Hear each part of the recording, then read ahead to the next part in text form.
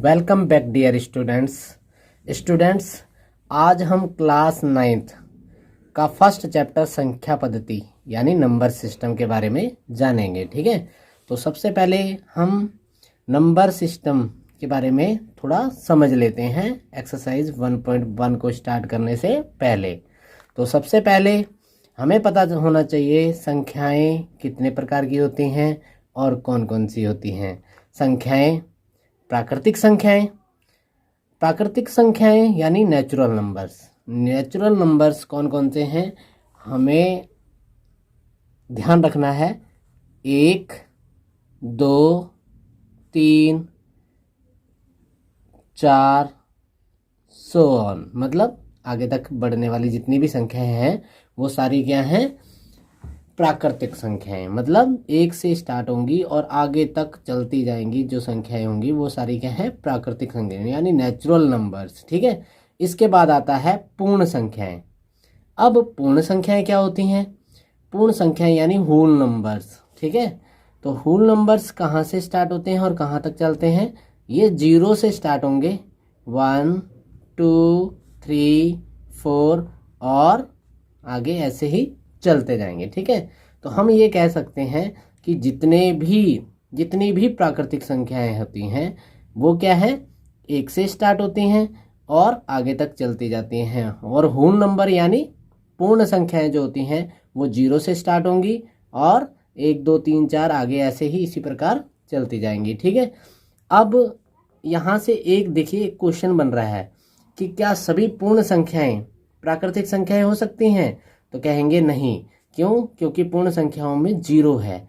और ऐसा पूछा जा सकता है कि क्या सभी प्राकृतिक संख्याएं नेचुरल नंबर्स क्या हो सकते हैं, होल नंबर हो सकते हैं? तो हाँ, हो सकते हैं। ये देखिए सारी प्राकृतिक संख्याएं क्या होंगी, पूर्ण संख्याएं होंगी। यानी देखिए 1, 2, 3, 4 आगे तक जितनी भी संख्याएं हैं, 1, 2, 3, 4 आगे तक जितनी भी संख्याएं हैं इसमें भी है ना। तो हम ये कह सकते हैं कि जितनी भी प्राकृतिक संख्याएं होंगी वो सारी क्या होती हैं, पूर्ण संख्याएं भी होती हैं। लेकिन सभी पूर्ण संख्याएं प्राकृतिक संख्याएं नहीं हो सकती क्योंकि इसमें 0 भी इन्वॉल्व है। ठीक है, इसके बाद क्या आता है, पूर्णांक यानी इंटीजर्स क्या है? अब यहाँ देखिए, यहाँ पर 1, 2, 3, 4, 5 इसी प्रकार चलती जाएंगी संख्याएं तो प्राकृतिक संख्या है। 0, 1, 2, 3, 4, 5 इसी प्रकार से आगे बढ़ती जाएंगी तो वो क्या है, पूर्ण संख्या है।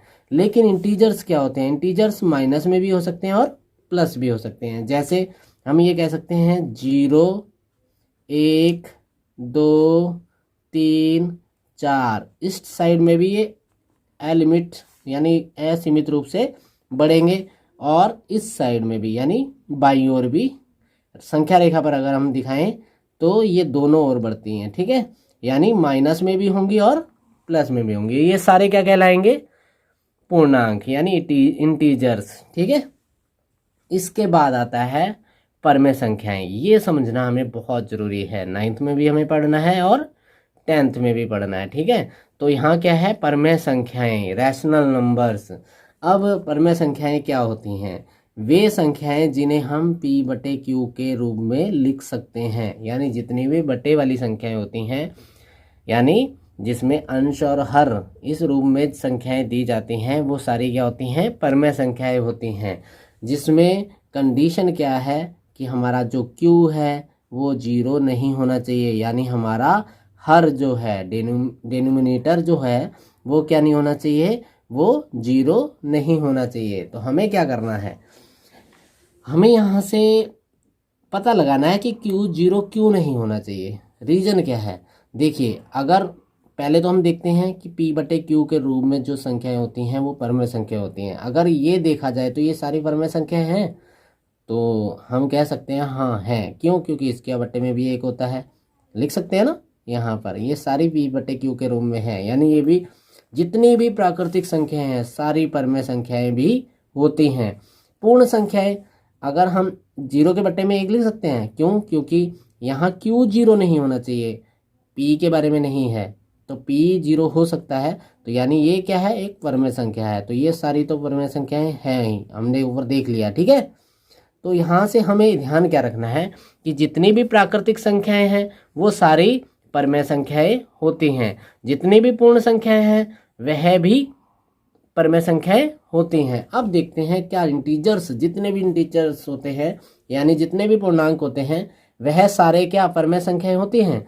देखते हैं, क्या हम ऐसे नहीं लिख सकते, लिख सकते हैं ना, इस रूप में भी हम लिख सकते हैं। तो ये सारे भी क्या है, परमेय संख्याएं हैं। ये तो हमने देख ही लिया है, परमेय संख्याएं हैं। ठीक है, तो यानी हम यहाँ पर ये भी कह सकते हैं कि जितने भी पूर्णांक यानी जितने भी इंटीजर्स होते हैं वह सारे क्या होते हैं, वह परमेय संख्याएं होती हैं।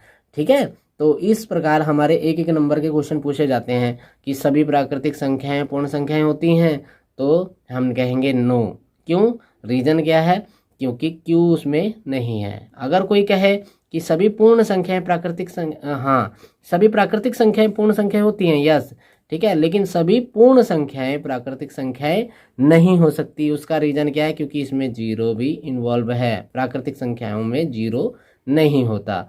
तो इसी प्रकार हम आगे बढ़ेंगे। फिर हमसे पूछेगा कि पूर्णांक जो हैं वो क्या प्राकृतिक संख्याएं होती हैं उसमें सम्मिलित प्राकृतिक संख्याएं और पूर्ण संख्याएं भी होती हैं, और इसके अलावा माइनस में भी संख्याएं होती हैं। ठीक है, इसके बाद परमेय संख्याएं क्या होती हैं, परमेय संख्याएं पी बटे क्यू के रूप में लिखी जाती हैं, जहां क्यू जो है वो जीरो नहीं होना चाहिए। अब इसका रीजन देखते हैं, क्यू जीरो क्यों नहीं होना चाहिए।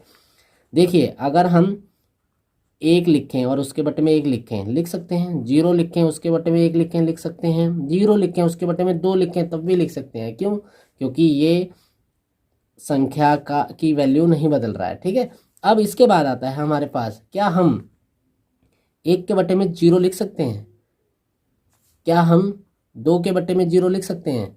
देखते हैं इसकी वैल्यू क्या आती है। जीरो की अगर हम डिवाइड करें 2 में, तो क्या कोई ऐसी संख्या है जो यहाँ लिखें और इसकी मल्टीप्लाई करके इसके नीचे 2 ले आए। देखते हैं, अगर हम 2 लिख देते हैं तो 2 की मल्टीप्लाई 0 में करेंगे तो क्या आएगा, 0 ही आ जाएगा। अगर मैं ये 22 कर देता हूँ तो मल्टीप्लाई करेंगे तब भी 0।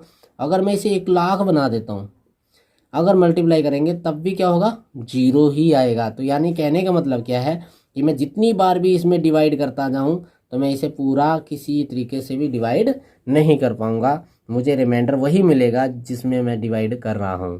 तो इसका मतलब क्या है, इसे हम डिफाइन नहीं कर सकते, यानी ये अपरिभाषित है। तो जब अपरिभाषित है तो हम उसे पी बटे क्यू के रूप में नहीं लिख सकते। तो इस समझ आ रहा है क्यों, क्योंकि 1/0 जो है 1/0, 2/0, किसी के अपॉन में भी 0 है तो वो परमेय संख्या नहीं है। ठीक है, तो आगे चलते हैं अब हम अपनी एक्सरसाइज में। ठीक है, तो प्यारे बच्चों देख लेते हैं 9th क्लास की एक्सरसाइज 1.1 का पहला ही क्वेश्चन। देखिए, अभी मैंने क्या बताया कि क्या 0 एक परमेय संख्या है, तो अभी बताया गया हाँ 0 एक परमेय संख्या है। पीछे अभी मैंने बताया है पिछले एक्सप्लेनेशन में, तो उसमें क्या बताया था, 0 को हम पी बटे क्यू के रूप में लिख सकते हैं। ठीक है, अब क्या इसे पी बटे क्यू के रूप में लिख सकते हैं, तो हाँ लिख सकते हैं। जहाँ पी और क्यू जो है वो पूर्णांक हैं, इंटीजर्स हैं, तो होते हैं, माइनस में भी हो सकती हैं परमेय संख्या और प्लस में भी हो सकती हैं, बताया गया था अभी। और क्यू जहाँ 0 नहीं है, तो ये कंडीशन पहले से ही बता रखी है। तो हम इसका आंसर क्या लिखेंगे, सॉल्यूशन क्या लिखेंगे, हम इसका लिखेंगे हाँ 0 एक परमेय संख्या है, परमेय संख्या है। ठीक है, फिर दूसरा, क्या इसे पी बटे क्यू के रूप में लिख सकते हैं, तो फिर लिखना है हाँ इसे पी बटे क्यू के रूप में लिख सकते हैं या लिखा जा सकता है, लिखा जा सकता है। जैसे एग्जाम्पल दे देते हैं, जैसे 0/1, 0/2, 0/5, ठीक है, इत्यादि। ठीक है, जहाँ देखिए क्यू 0 नहीं है। ठीक है, क्यू 0 नहीं है, यानी पी ऊपर है और क्यू नीचे है। तो ये क्वेश्चन अच्छे से समझ आ गया होगा। देखते हैं नेक्स्ट क्वेश्चन। देखिए इसमें नेक्स्ट क्वेश्चन को देखने से पहले एक बार और देख लीजिए, क्योंकि अच्छा क्वेश्चन है, एग्जाम में पूछा जा सकता है। ठीक है, क्या शून्य एक परिमेय संख्या है? तो लिखना है हाँ शून्य एक परिमेय संख्या है। इसे पी बटे क्यू के रूप में लिखा जा सकता है? तो लिखना है हाँ इसे पी बटे क्यू के रूप में लिखा जा सकता है। जैसे 0/1, 0/2, 0/5 एग्जाम्पल देकर, और जहाँ देखिए क्यू हमने 0 नहीं लिखा है। अब देखते हैं नेक्स्ट क्वेश्चन। अब देखिए बच्चों दूसरा क्वेश्चन, 3 और 4 के बीच 6 परिमेय संख्याएं ज्ञात कीजिए। देखिए बच्चों 3 और 4 के बीच में कोई संख्या है क्या? देखिए डायरेक्ट हम कहेंगे कि नहीं है, लेकिन बटे में बहुत सारी संख्याएं इसके बीच में हो सकती हैं। अनंत रूप में हम ज्ञात कर सकते हैं, बहुत सारी संख्याएं ज्ञात कर सकते हैं, अनेक। ठीक है, तो उन्हें ज्ञात करने के लिए हमारे पास एक तरीका है।